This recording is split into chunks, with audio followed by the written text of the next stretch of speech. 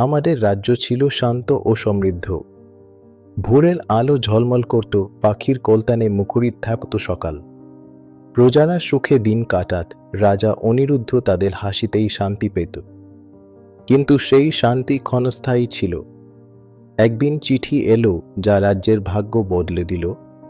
প্রতিটি অক্ষর যেন বিপদের বার্তা দিচ্ছিল।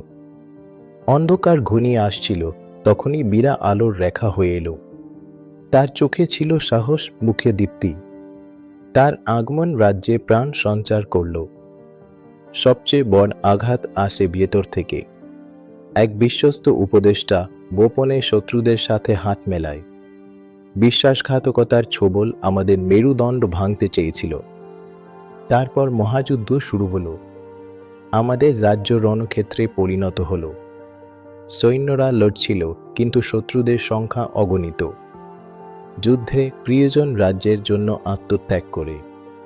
সেই মুহূর্ত হৃদয় বিদারক ছিল, কিন্তু তার বলিদান আমাদের ভবিষ্যৎ সুরক্ষিত করে।